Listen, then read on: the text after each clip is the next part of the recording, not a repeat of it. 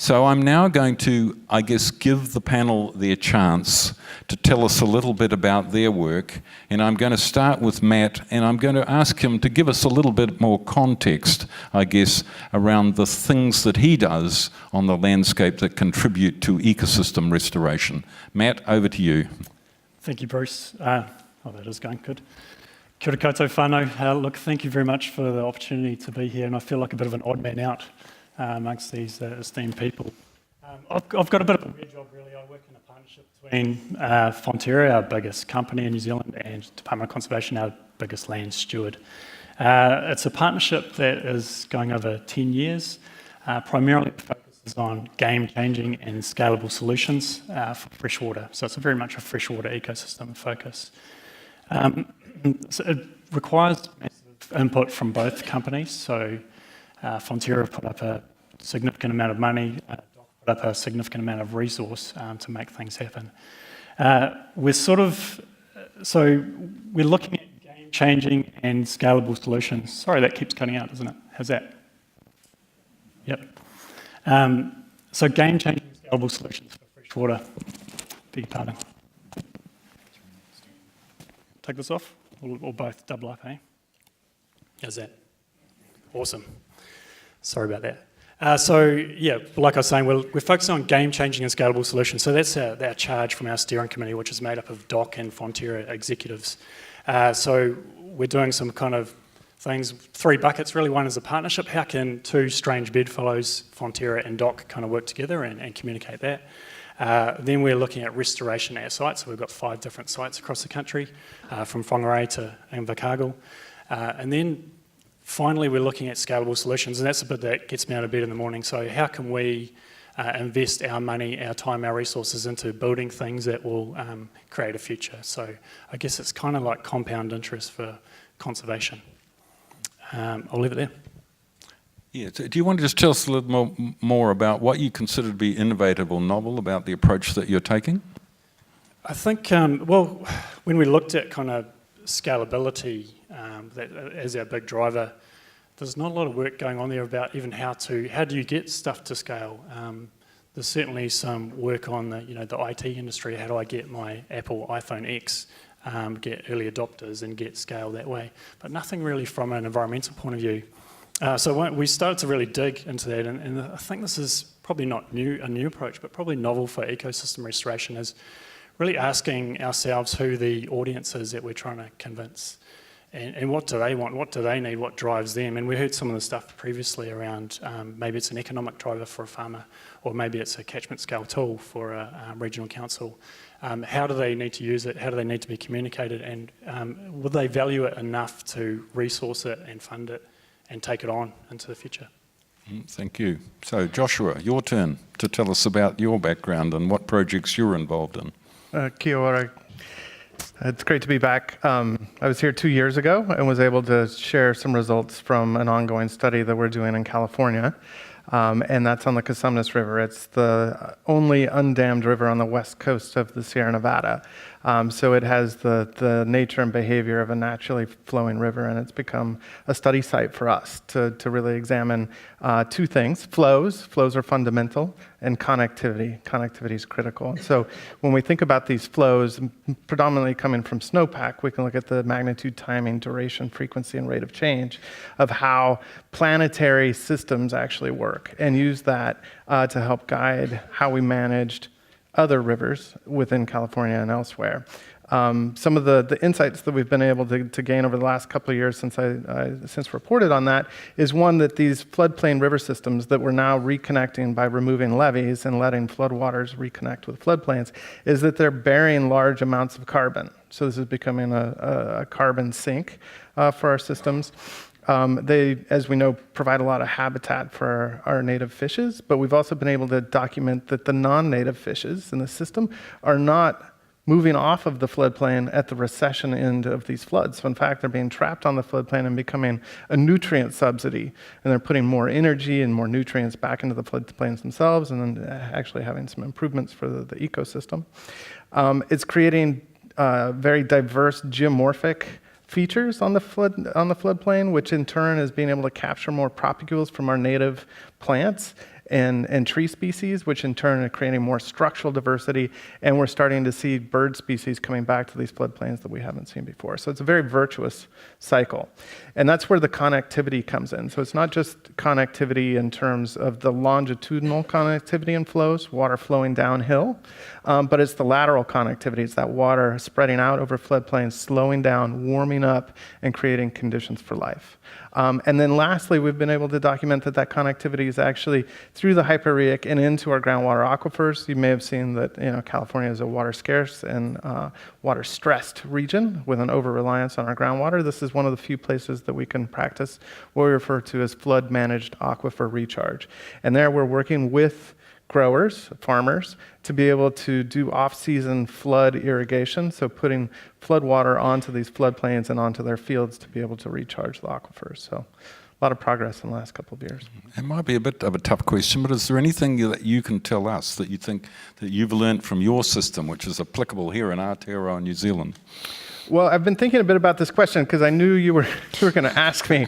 And in reflection, the outside looking in, I guess my perspective is winter is coming, right? Like, I've had the opportunity to work in Asia, work in Africa, work in Latin America, North America, and in some ways it's really scary in terms of the amount of human transformation of our ecosystems globally and what we face globally as we teeter towards a planet with 9 billion people and trying to feed them. I think what happens here in New Zealand, and in particular the agreement that you have for Aotearoa to be able to manage this place in perpetuity, is that you're actually onto something and doing it right. Not that you haven't identified some challenges, but you've committed to working together to do that, and you have the guidance of your elders to show you the way. Thank you for that. Yeah, so Marcus, it's your turn now.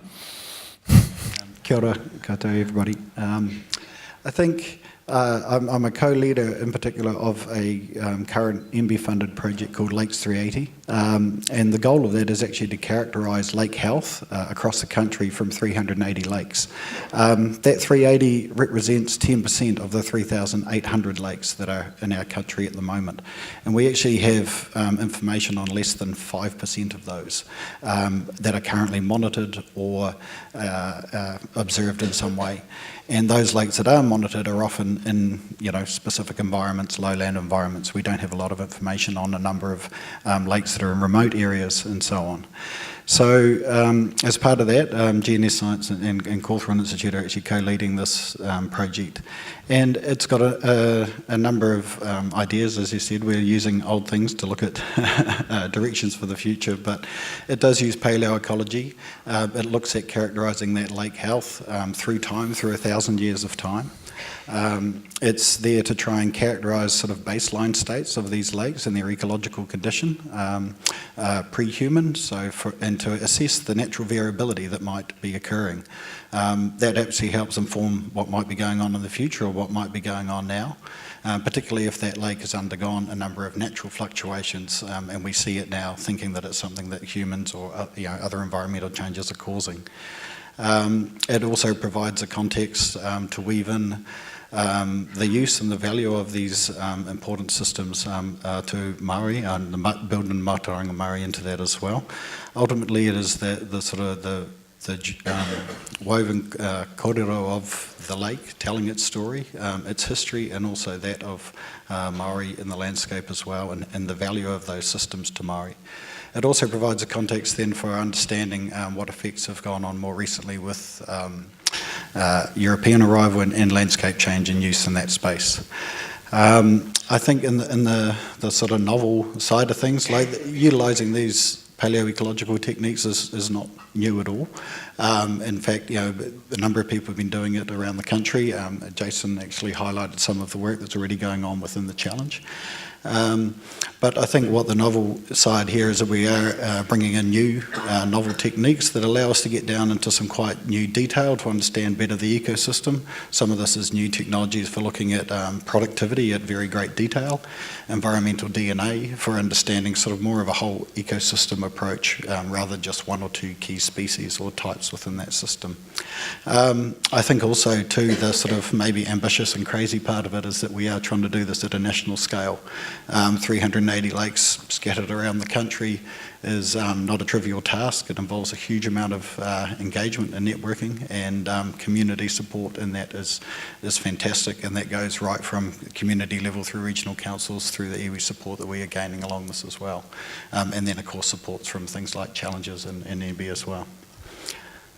Good. Thank you. So Karen, over to you. Thanks, Bruce. Just wanted to acknowledge all the contributions everybody has made over the past few days, a couple of days. I've learned a lot, and thank you all for making your contributions. So I work for the National Wetland Trust, and the Trust is restoring a small wetland near Hamilton Airport. It's a little peat lake and kahikatea semi-swamp forest complex, which the Trust has been restoring for a number of years now.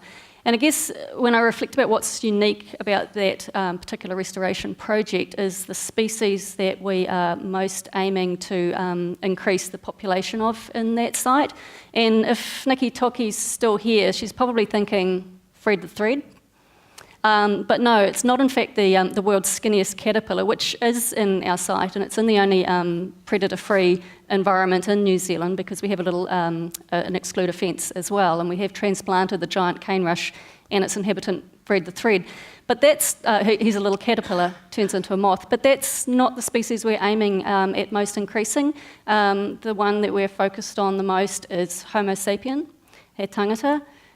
So the focus of what the Wetland Trust is trying to achieve is to create a bit of a showcase restored wetland where people can come and be inspired and go away and restore wetlands and protect wetlands. So we're looking to use this as a catalyst to increase the amount of wetland restoration projects nationwide.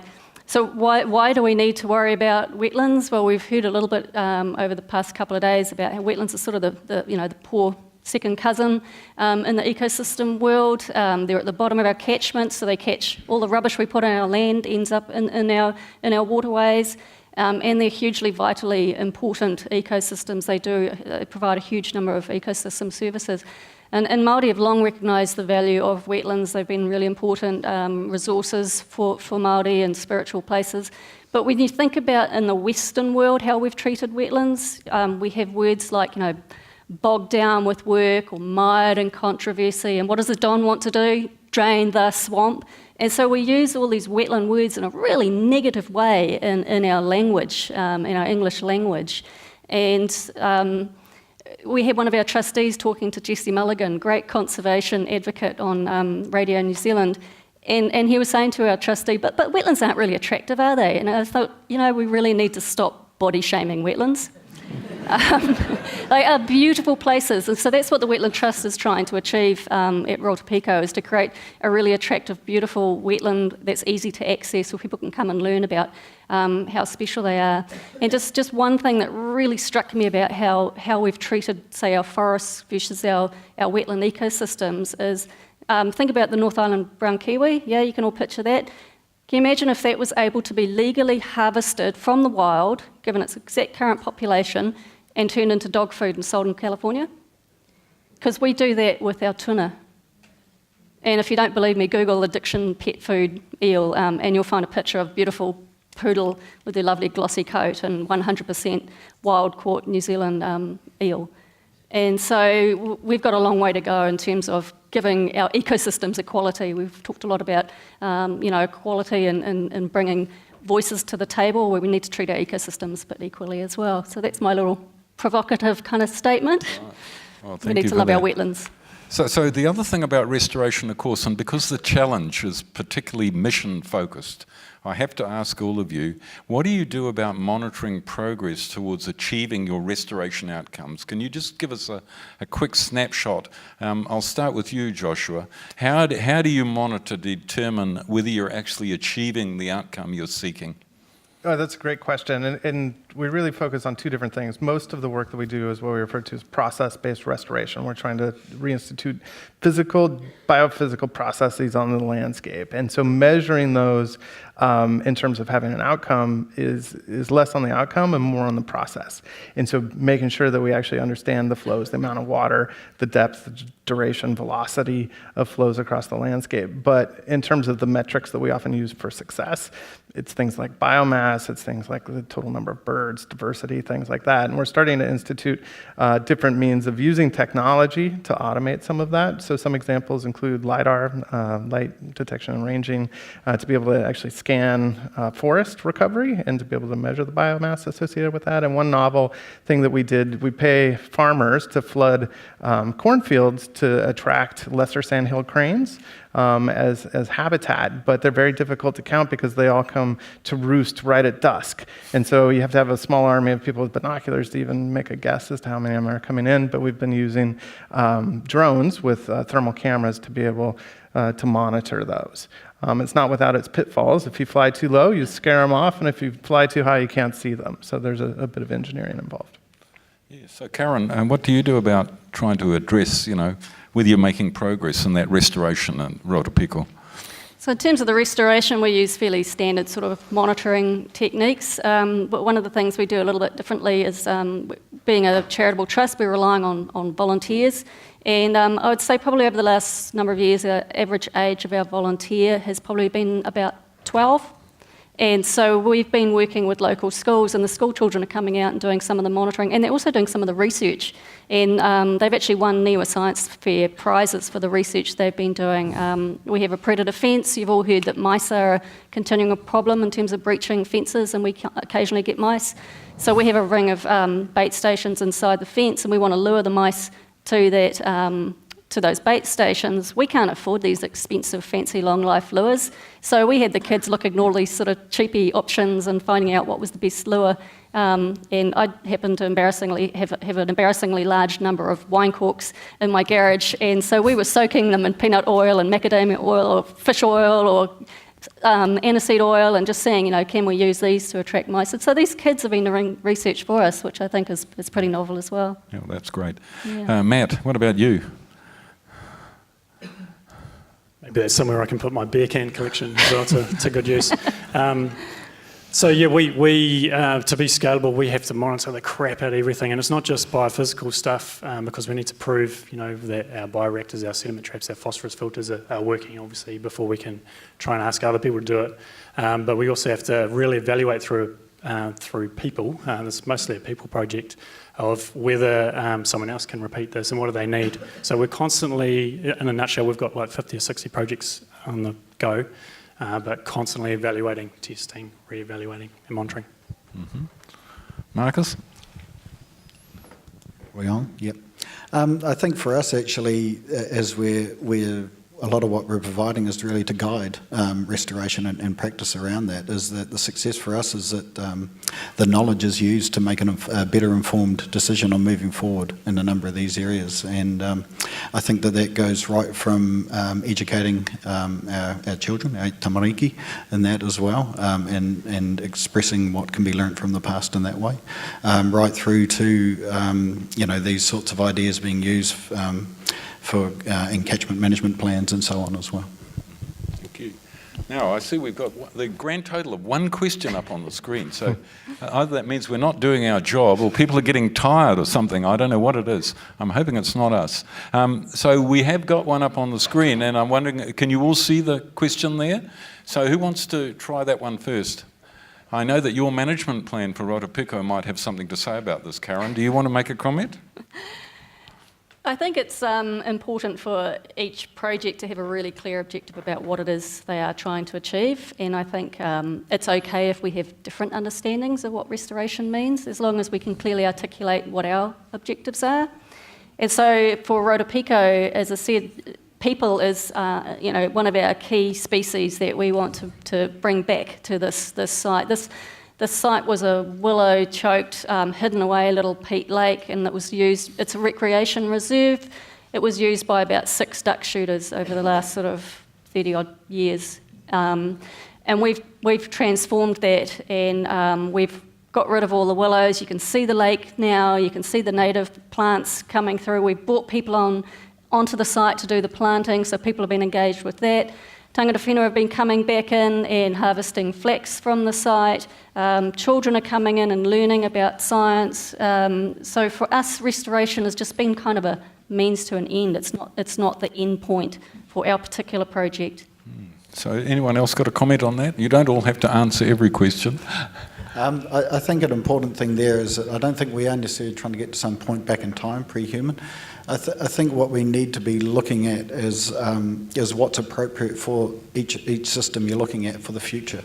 And that could be based on values, a lot of different values from a lot of different groups, whether it's around recreation, whether it's around actual biodiversity, and that sort of thing there. So I think restoration could be looked at in a number of different ways.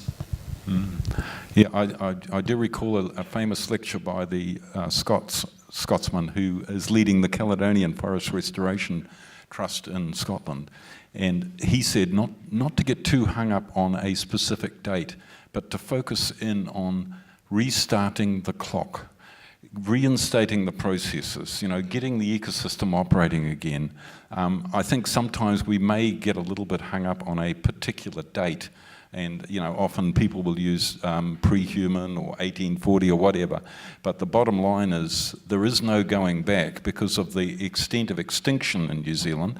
And actually we should be focusing more on the future and what we need to do to get the system back to a healthy, functioning state. I shouldn't have intervened at that point, but I have. I couldn't help it. Now, Joshua, there's a question there for you.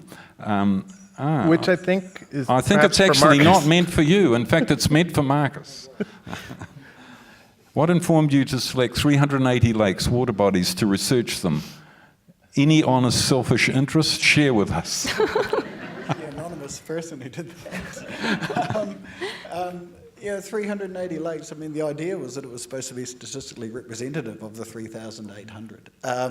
And it does cover a bunch of different gradients and environment, different catchment styles, but also land use types. And that was really the goal of that, but also to include and prioritise lakes that were seen of value or of interest to Department of Conservation, Ministry for the Environment and regional councils, and through that with connection to iwi as we engage as well.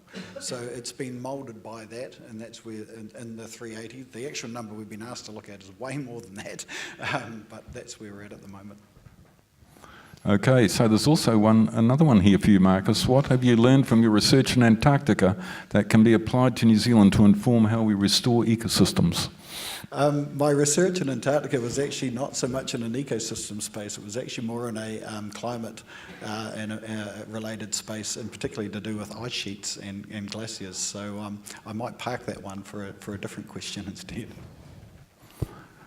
Okay, so we'll take another one here, which is addressed to all. New Zealand has a unique conservation approach with some great strengths, but what are the weaknesses that we could improve on? We've only got 1 minute 55 seconds left from my reading of the clock.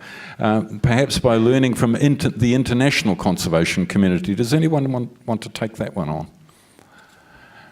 Weaknesses? I guess, well... Karen, go for it. You've started. I guess the unique approach in New Zealand is a very, very heavy focus on killing things or excluding things. There's these introduced predators, and certainly at Aotearoa, the Wetland Trust project, and you may have read this flyer in the bag, we've had a massive problem with, we've got rid of one pest, we've got rid of the one pest suite, we've got rid of all the predatory mammals, and now it's the best hotel in town for every single sparrow, starling, thrush, blackbird, finch, all the non-native birds just flock in there at night. And this is a peat lake, and peat lakes are supposed to be low nutrient systems, and we've just introduced this big problem of all this excess nutrients. So we've got a whole new problem to solve, and we're quite keen to hear from any great minds in the audience. You can contact me later if you've got any solutions to that. Matt, there's one there for you. It's pretty obvious which one it is, the one relating to Fonterra. I was going to answer the top one and skip that one. The one about Fonterra, would the ecosystems, where's it gone? The ecosystems would be How does collaboration work in living water? Are solutions co-designed? Has it been difficult for Fonterra to adapt to working in this way? Massive challenge. It's like if you were just working alone, sometimes you get heaps more done. You get heaps more restoration done, right? You could just, like Doc is a great example. They know where they work, they've got their money, they just go forward, they've got a great plan, great team. But we're coming at it from completely different angles. And we've had to really adapt, develop, and it's pretty much taken us 5 years to get to where we are now of being useful to New Zealand. I don't think we would have a very compelling story to tell in the previous 5 years. So we've got 5 years left to go, and I think we're finally getting there. And yes, solutions are co-designed. They're co-designed not just with Doc and Fonterra, but other partners. We have big projects like Waitona Lagoon with $14 million and iwi and councils. And that's also difficult, but super useful for both parties, I think. And Doc are now moving into the integrated catchment management space, so hopefully they can take some learnings away too. Yes, so I see our time's out. You'll have to ask the panel questions later on, but I just wanted to briefly sum up. You've seen and heard from 4 very diverse projects. It's hardly possible for them to be representative of restoration across the whole of New Zealand, but I think they've done a marvellous job in outlining to us how context is incredibly important. So context varies across the country, locally, regionally, and I think it's the way we work with the context that we operate in, the way we identify the degrading factors in the environment, the reasons that the environment is declining, and focus our attention on how we fix the problem, how we restore the ecosystem using that context and our identification of the degrading and decline factors, if you like. So I just wanted to have you all put your hands together, hoki, for our panel. Thank you very much for your attention. We enjoyed it. Tēnā koutou katoa. Yes, you can hand over the koha and enjoyment. And in summary, yes, Joshua, as you were saying, winter is coming. And stick with me for this analogy. As someone who's never watched Game of Thrones, can I just say how incredibly satisfying it is to hear that the finale was terrible? Because that means that I don't have to invest all that time into watching it. And let's also then bring that back to restoration mahi, and let's ensure that the finale is not terrible. And now our closing keynote for Crazy and Ambitious has a fantastic title, Does It Make Any Sense to Be Crazy and Ambitious? And we're very fortunate to have a man who's been the Parliamentary Commissioner for the Environment since 2017. Please, homai te paki paki, please welcome Simon Upton.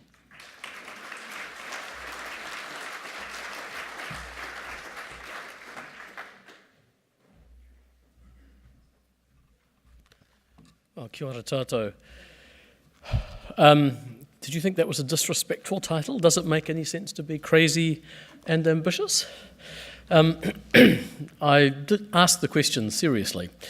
Is it a sign of the times that we have to sell biodiversity management as crazy and ambitious?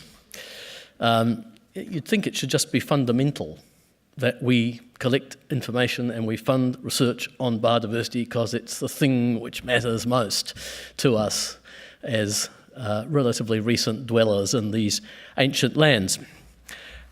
Crazy or ambitious? Is it that we're worried that we can't keep anyone's attention for more than 5 minutes unless we use the sort of, language which revs everybody up? Or is it more serious than that? Is it that the problem is so challenging that nothing measured or incremental will cut the mustard?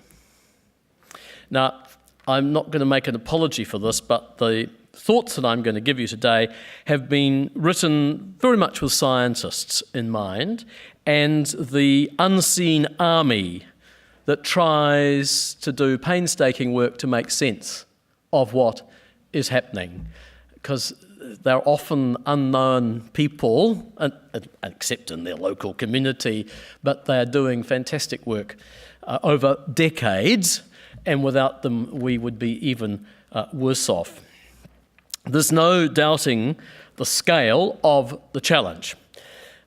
This Intergovernmental Science Policy Platform on Biodiversity and Ecosystem Services, IPBES. It's, IPCC is so much easier.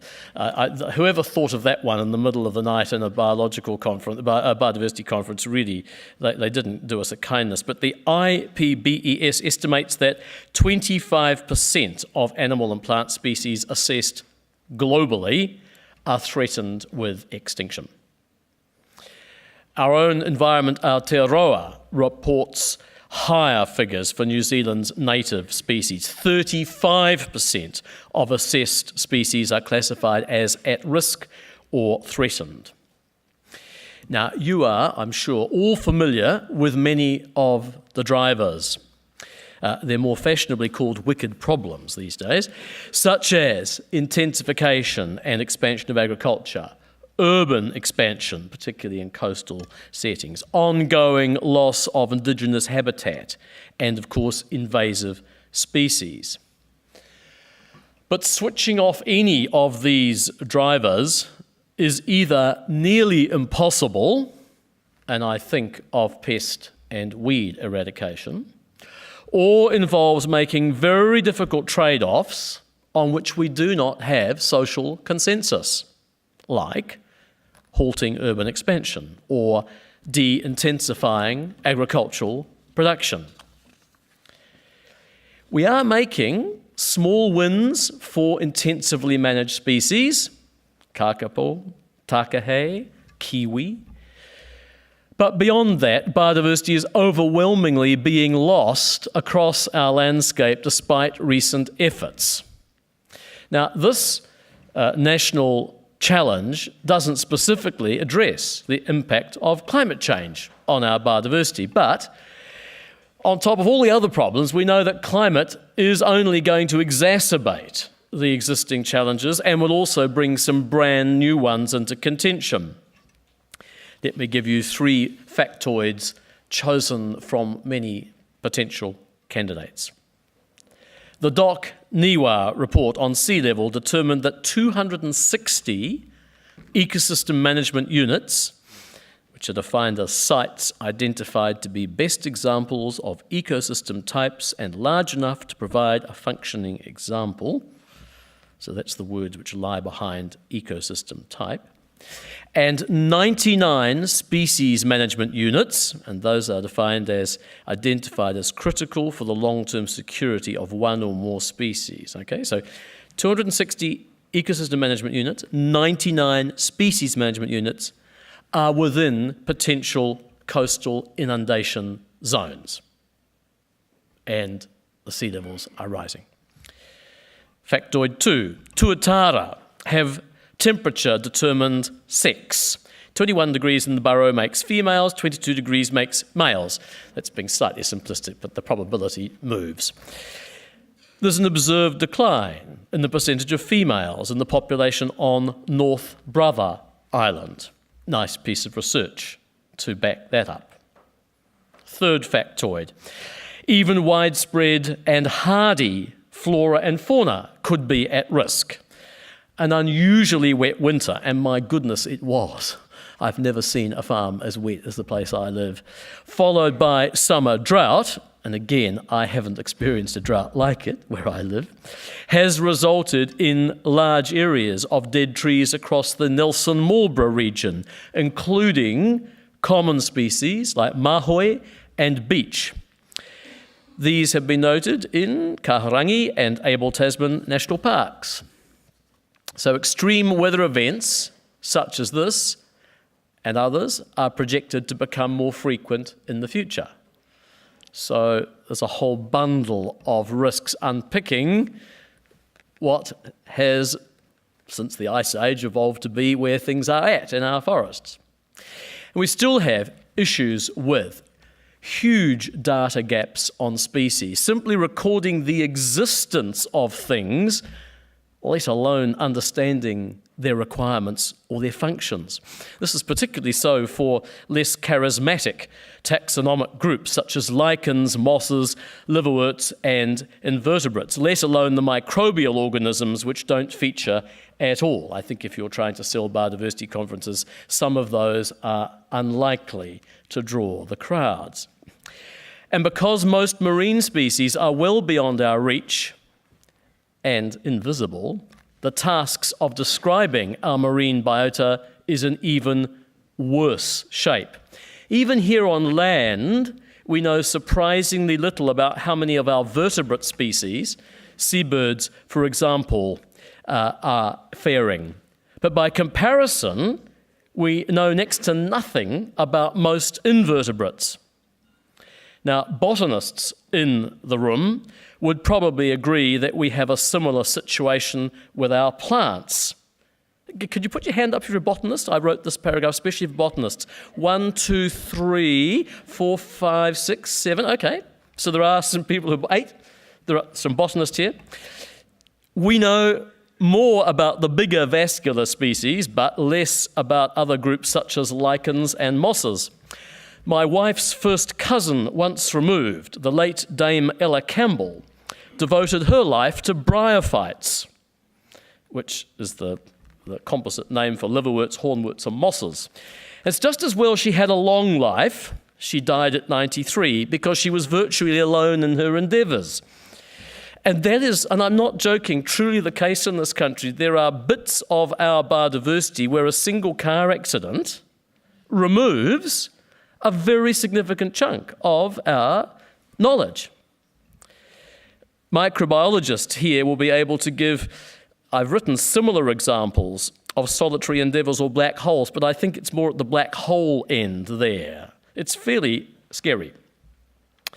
But clearly we need to go beyond describing species. We need a better understanding of how our ecosystems function. Understanding functionality will make us better placed to restore and protect ecosystems and also respond to growing threats such as climate change. Although the land area of Aotearoa, New Zealand, is comparatively small, it's not a trivial task to try to manage it. And of course, that is without mentioning our much vaster marine estate where there are just so many unknowns. And as you know, we have a high proportion of endemic species. Because I've not been interested in them. You know, you can't be interested in everything in this life. I've been a ferns man. I'm more of a plants man than an animals man. But I understand there are 110 species of lizard which are completely endemic in New Zealand. That's pretty amazing. 110 totally native species.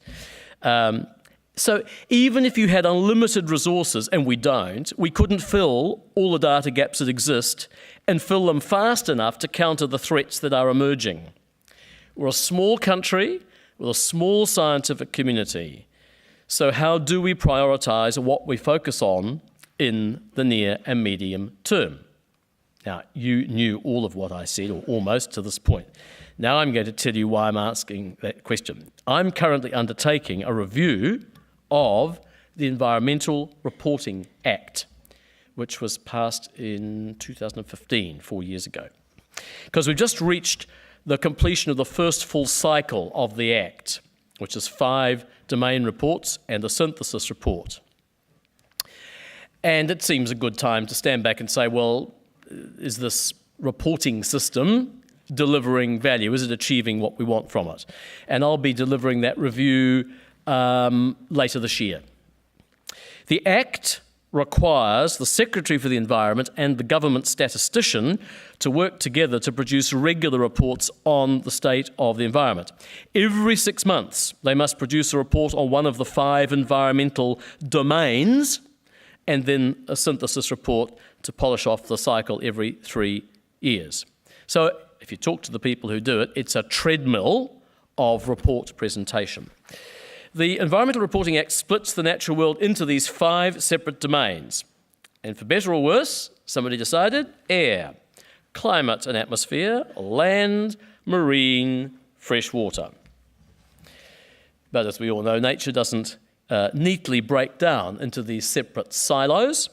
many environmental issues cross domains. All of them. Interestingly, and you've noted, there isn't a biodiversity domain. To date, biodiversity has been labelled as a cross-domain area. So aspects of it have popped up in the land, freshwater and marine domain reports produced to date.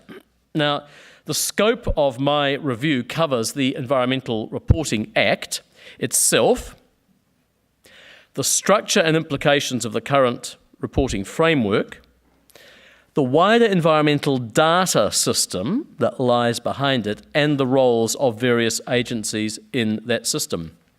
And my guiding questions are focused, I must tell you, on the underlying data and research. What sort of information is needed to support environmental reporting? What underlying research is needed to inform the collection of the information? What analytical framework is required to present the results of data collection? And those questions are all key ones for biodiversity. If we're going to have any success in managing the growing threats to our biodiversity, we need to have some confidence that we have, one, chosen the right priorities, because you can't do everything. Sorry, small country, small resources, and a society eating away across the board, and drivers like climate change eating away as well. So you have to focus. What are the right priorities? Secondly, are we commissioning the right research to inform ourselves about the processes that are involved? And are we collecting the right data and enough of it to assess on an ongoing basis whether we are making progress? Why collect it if you can't draw a conclusion from what you're collecting? How do we prioritise? What framework do we use? My predecessor, Dr. Jan Wright, identified the need to prioritise issues by assessing them against these physical and measurable criteria. And I'm going to read them out. I think Jan got it right. I don't think I need to reinvent this. These are the questions she asked. Is there an irreversible process underway if the issue is left unattended? Secondly, are effects cumulative in that they build over time? Thirdly, is the scale of the issue large or pervasive? Fourth, is the pace of the issue accelerating over time?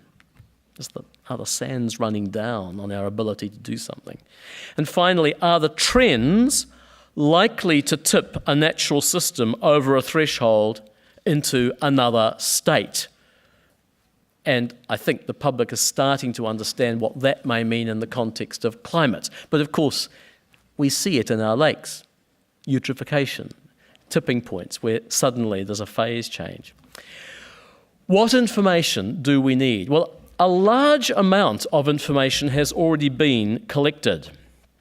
And one shouldn't belittle this. New Zealand taxpayers have made big investments over the years. Decades of taxpayer and ratepayer investment has resulted in numerous data sets being generated that can help us understand what's going on. And over the years, several attempts have been made to document the available resources. For instance, back in 2012, when they were preparing for the State of the Environment report, or State of the Environment reporting legislation, Statistics New Zealand characterised environmental data sets and information across multiple domains. And in collaboration with the Ministry for the Environment and DOC, data gaps were identified, and the Environment Domain Plan 2013 was developed to fill those. And it's an interesting document to go and look at, as I have in the context of this review. Interestingly, ecosystems and biodiversity was one of the 10 domains of focus. Now, building on that effort, recent State of the Environment reports have documented available indicators and data sets across domains alongside key information and knowledge gaps. And I often think it's the most interesting thing in these reports that MFE and Stats have put out. It's the data gaps bit.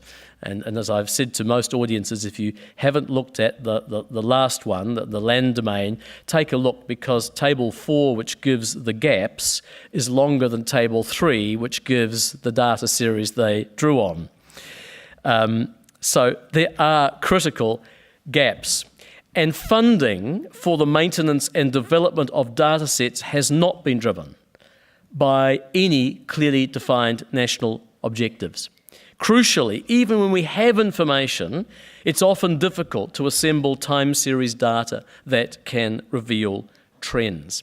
This is just so crucial. I don't see how you can monitor what's going on and have a strategy for doing something about it if you don't know what's actually going on with time series. But that's lacking in many cases. Or if we have it, it's cobbled together, it's been curated by different people, and it's not all comparable, and all of those sort of issues you know about. So a comprehensive rethink of the public good purpose of these data sets, their funding and their accessibility is overdue. Now, I understand that MB is currently undertaking a review of the government's investment in scientific collections and databases. And this review includes, but is not limited to, the 25 nationally significant collections and databases which were identified in 1992 and haven't been reviewed since. And I was the person at the time who commissioned that review. So nothing's changed since then. Next point, the uneven nature of raw data and our ability to leverage it. That's not a new issue. The first State of the Environment report, which was in 1997, another thing I commissioned, identified this issue of data availability and noted that, and I quote from the report, New Zealand's environmental information must be better coordinated if we are to derive maximum value from it. Unquote. It's the sort of thing that you can say, and you can say it again every 5 and every 10 years, and everyone will agree with you. The question is, are we doing it? Our current biodiversity strategy, released in 2000 but updated in 2016, is coming up for renewal. And while it's had some notable successes, such as raising public awareness, supporting threatened species management programs, it has failed to achieve its core goal, halting biodiversity losses, let alone reverse the direction of change. The difficulty in getting traction is highlighted by the fact that many of the suggested actions continue to be a source of contention. This is the sociological side. Let's be honest about it. The underrepresentation of lowland ecosystems within the national estate or under protection. Lowlands, coastal forests, dunelands, wetlands. Because they're scarce, there's lots of potential claimants. This confusion over the identification and means of protecting significant habitats within the RMA. We're still waiting on the recommended national policy statement to provide consistent national guidance for regional and territorial authorities. So, by our own evaluations and international evaluations, we are still losing biodiversity. Now, I've gone along being quite grim, but let me say there are, I think in New Zealand at least, some cause for optimism. I sense, and I've been living overseas for a while and I've only been back in the last 16, 18 months, I sense that there is community interest across this country and a clear recognition that we really rely on our biodiversity, and I get that feeling more clearly here than in most other countries. Maybe it's because people arrive here wanting to see it. So if other people want to see it, maybe we should be a bit more concerned about it. I'm doing a review of the environmental impact of tourism for later this year as well, so watch that space. But New Zealanders broadly concur that we need to protect and maintain our environment. 84% apparently agree that pest species are a significant conservation problem.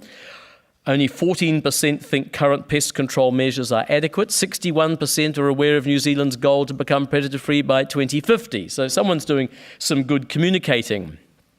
New Zealanders are more engaged in biodiversity protection than at any point in our recent history. choosing to spend time in their communities, checking traps, weeding, planting indigenous species in all manner of locations. And if I just can give you my own little contribution, I'm just one. I mean, so far in the last 16 months, I've shot or trapped 62 possums, mainly shot, trapped quite a lot. I've got 13 good nature traps out there. I've got 3 Tim's traps. I have got several wetland projects underway. I'm planting thousands of trees. It's all sorts of things, and I go out every weekend and try and shoot something new. And I'm just aware that there's neighbours doing this, and there's a lot of people doing this. It was not like that, not so many years ago. So there has been a real change. People are really they realise they've got to fight back. I'd say that we're good at innovating and putting our boots on and getting stuck in them. And the new tourism strategy appears to recognise that what we are selling is in large part our environment, and that healthy ecosystems are foundational if the industry is going to be sustainable. So that tourism becomes an ally in this case. Furthermore, there seems to be a developing appreciation that we should be managing our rural landscapes in a more joined-up way, where biodiversity is discussed alongside other on-farm environmental issues, such as soil erosion, water quality. These things are happening in silos. And I recently put out a report entitled Farms, Forests and Fossil Fuels, the Next Great Landscape Transformation ? That was an attempt to facilitate some thinking from my part. And if you haven't read it, have a look at it, because it starts with climate, but it finishes with the landscape. And then finally, central government is pushing to develop coordinated national guidance, a national biodiversity strategy and a national policy statement for Indigenous biodiversity, together with a tightened up focus for the national policy statement for fresh water. So those are all good things. Don't get me wrong. I think the river's flowing in the right direction. But let me finish where I began, by asking whether it makes any sense to be crazy and ambitious in tackling our biodiversity challenges.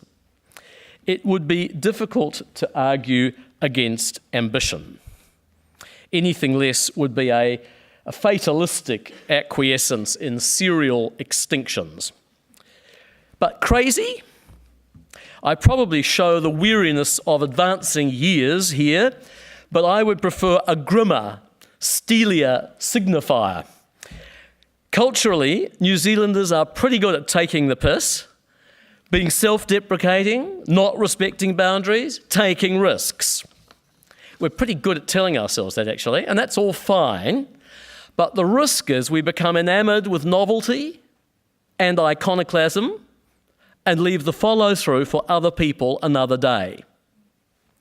I've often observed that we're really good at first principles, policy rethinks, but less good at the less theatrical, more meticulous business of sustained implementation, where you decide what you need to do, you know why you're doing it, and you stick at it. I think we lack support for the sort of dogged, patient, limpet-like application to those vital, less flashy activities like data collection, curation, and interpretation over lengthy periods. I'm just thinking those are good adjectives. So could we have it dogged, patient, limpet-like, and ambitious? It just occurs to me that there you are, there's 3 offers. Rather than crazy and ambitious, I think we need some words like that, or systematic, focused, prioritised, even myopic. I leave you to choose the adjective. Of course, none of them has the same sales appeal as being crazy. But an intense dose of sanity will be required to meet real-world challenges, the like of which none of us has ever encountered before. Thank you.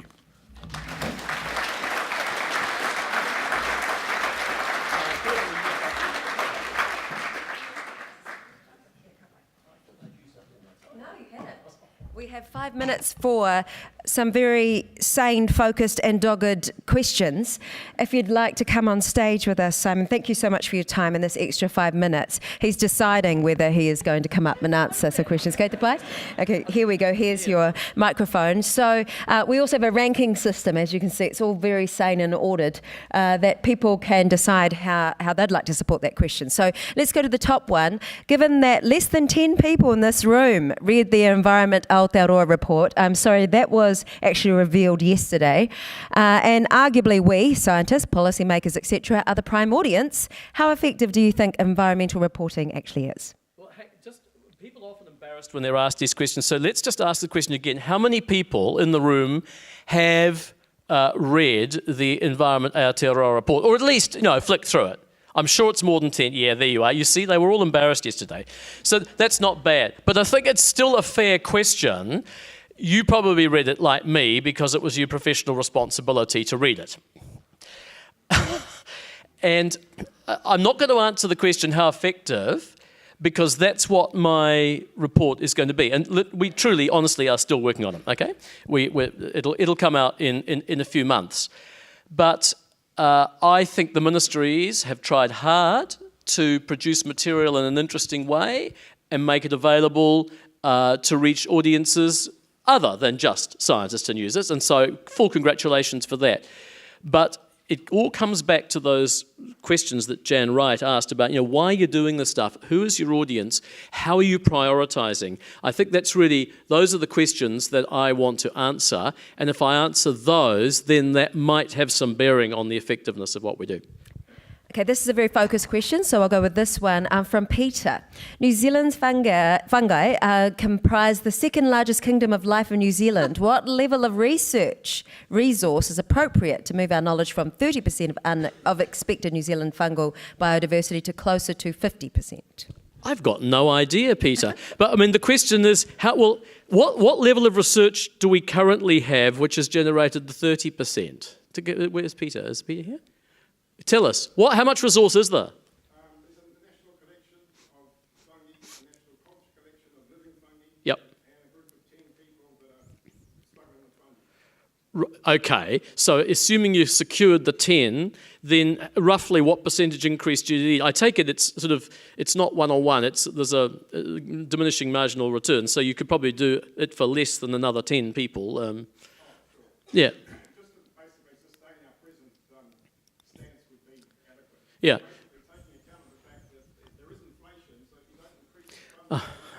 Absolutely. Yeah. No, quite. And that's why I say there really needs to be a conscious, policy position that this is a permanent, long-run investment that you just have to make. And it won't win you any votes or anything. It's just one of the things that the government of New Zealand does on behalf of everyone, because we need to understand the place we're living in. And that's where it's those bits that you always get forgotten. They should actually be, when a new government's elected, the first thing any minister should be told is, now look, there's information, you can't do your job without it, so that bit has got a fence around it. Now let's talk about all the other priorities. But unfortunately, that doesn't get brought up first in my experience. From Stephen, building trust and working in partnership is fundamental and it can't be rushed, yet science still operates a publish or perish model. How can we make science kinder for early career scientists? Yeah, I'm not being a scientist, I can't answer that question. The easy answer for everything is funding, isn't it? And so if you can provide some new incentives for people, more postdocs, whatever. But the publish or perish model is a cultural thing that's deeper and wider than New Zealand. I think we're into something much bigger here. I don't know the answer to that question. I think that's something that you need to tell us about. It's Stephen Hartley. Where's Stephen? Yes. You need to, rather than ask me that question, who are you advocating something to? It's reflecting some of the conversations we've got all day. Yeah. Competition. Yeah. Well, but that's. Yeah, sure, and that's easy to say. But that's where this sort of painstaking work. The fact that Dame Ella Campbell spent 93 years. And like so many, but so many older scientists carried on working when she'd retired and just turned up, like Margot Domeno used to turn up to ag research for years and years and years. I mean, these people devoted their lives. They were people who just made a commitment to a field, and the system has to be able to recognise those people. Now, you'll say, what about what young person would ever see their way to being able to devote their life to a field? And I suppose the answer has to be, you need stable funding for these collections, for biosystematics, so that you can actually say to people, look, there is actually a career here. It's a really, really interesting one too, if you've got that sort of mind. So I think these roads...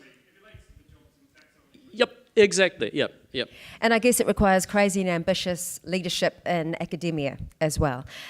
So it's also dogged and sane and very patient. Limpet-like. That was my best one. Or yes. Or power. How about a power? Okay, right. Ka pai. Thank you so much, Simon Upton, right. for all your time. Tēnā koe. Homai te paki. And we have a koha for you. That's another one for you to plant. Kia ora, Simon. I'm sure you could make one from it. I believe in you. Kia ora tātou. So when we talk about whakahou and we talk about restoration, I just want to recognise that you've all put a huge amount of energy into being here for the last 2 days, and you deserve some restoration.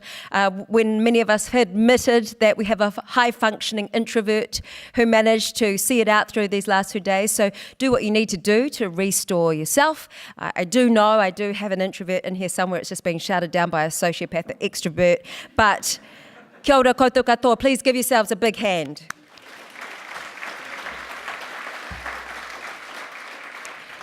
And I guess there's one thing I'd like to share in terms of some of the kaupapa Māori whakaaro. I think about the tītoki tree. The tītoki tree only blooms at certain times. It's not predictable. And we never know when it's going to come. And so that's how we say we'll see you again sometime in the future. Hei te tau tītoki. When the tītoki blooms, we will see each other again. So for our final remarks to close and to give us a good summary, I'd like to invite Barry O'Neill, member of the governance group of the challenge, to the stage. Could I also please remind you as well, by the way, to restore your wallets by making sure that you validate your car parking tickets if you parked here at Te Papa, just over at the desk. Kia ora tātou. Kia ora, thanks Stacey. So my name's Barry O'Neill. I'm on the governance group of the challenge. James Bawalder, our chair, is unfortunately sick today, so couldn't be with us. So I was asked just to close with a few comments about the 2 days that we have participated in. So I've really enjoyed it. I think we've all been challenged. We've all hopefully picked up some ideas, hopefully some new colleagues and friends. The challenge has focused on our 3 themes of empowering, protecting and restoring. We are in the process of determining our next tranche of investment and the science that is going to be associated with that. So we'd be very encouraging to you with respect to hearing your ideas and thoughts and what we can in fact be doing to make a difference going forward. I don't know if Simon's still here, but crazy and ambitious to me, I think we're all pretty crazily passionate about biosecurity and the biodiversity that we treasure and love so much. And we're ambitious because we are making a difference, and we'll make an even bigger difference when we pick up the science that we've been talking about today and working with the communities who are also so passionate. So crazy and ambitious definitely does it for me, Simon.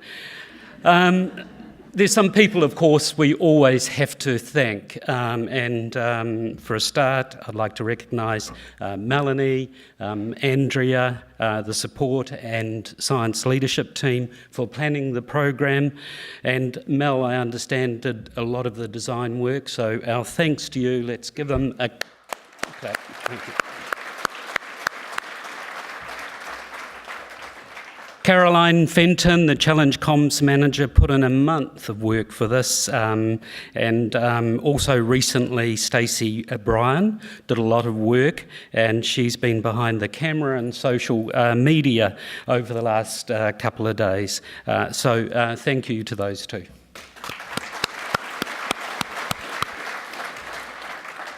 Kerry South and the team at conferences and events stuck with us despite us being crazily ambitious about what we're going to achieve at this conference.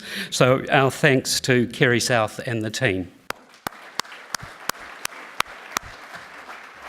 The Challenge support team, Carla Ashby, who's been holding the fort in Lincoln, as well as Andrea Airy and Aaron McGunchy, and last but not least, TTW Comms Manager Caroline Whittaker, with the work behind the scene that's been done. So our thanks to you. And I'll ask Andrea A, Aaron, Caroline and Kerry to come up, and Andrea Mel will present a small gift to you. So please come on up to the stage. And Stacey. Apologies, Stacey. How are we going to do this?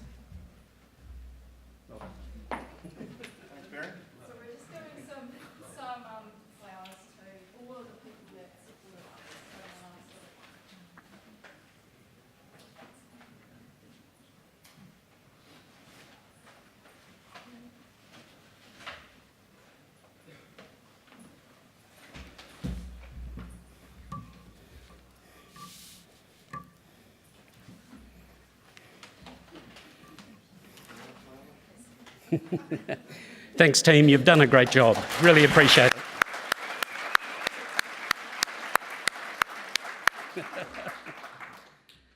Okay, so moving on, I'd also like to thank our international science panel, who you've heard from the chair yesterday, and we look forward as the governance group to meeting with the international science panel tomorrow to talk about where the challenge is at and what we can be doing to even deliver better results for our biodiversity and biosecurity.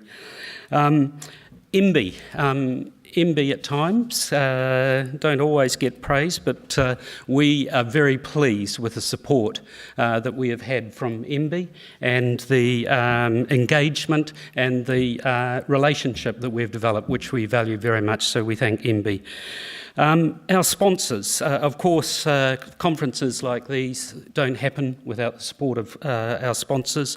We have many, especially recognise our challenge host, Manaki Whenua, and Richard and the team for their ongoing support and commitment to the challenge. Very much appreciated, and we certainly value the relationship that we have with you. But also sponsors here are ESR, Te Tura Whakamataki, Predator Free 2050, Katoto, Hawke's Bay Regional Council, Echo Node, Cawthorne Institute, the Bioprotection Research Centre and the Myrtle Rust Program at Manaki Whenua. So they've all got stalls around, so if you haven't yet visited, please before you leave, do that. Support our sponsors and we give them thanks.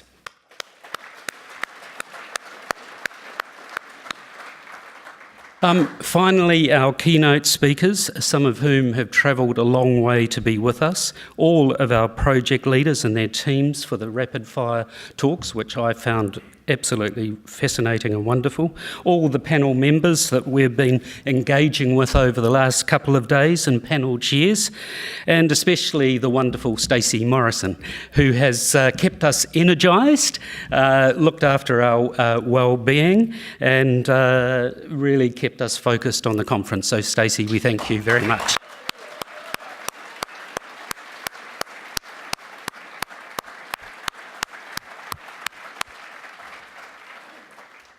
And last but not least, our kumata, who have embraced us over the last few days and stayed with us. And we really appreciate that we have you present and for your support and for being present as we work through the challenge. And in closing, I'd like to invite, I don't know, Kevin, to do a karakihi, please.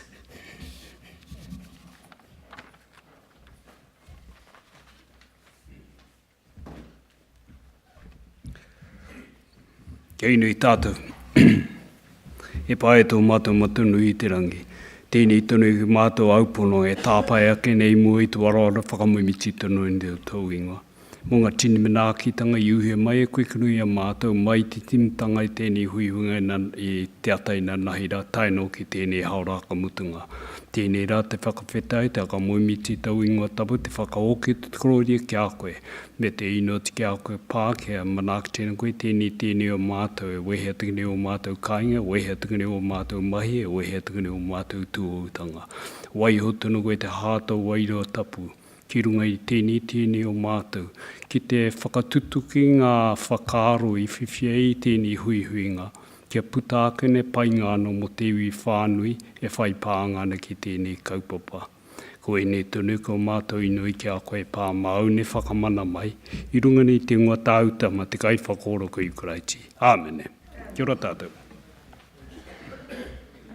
Thank you, Kevin. So travel safe. Thank you once again for engaging with us, and please do continue to engage. And the support and activities that you're doing on behalf of the challenge, we very much appreciate. Thank you. Kia ora.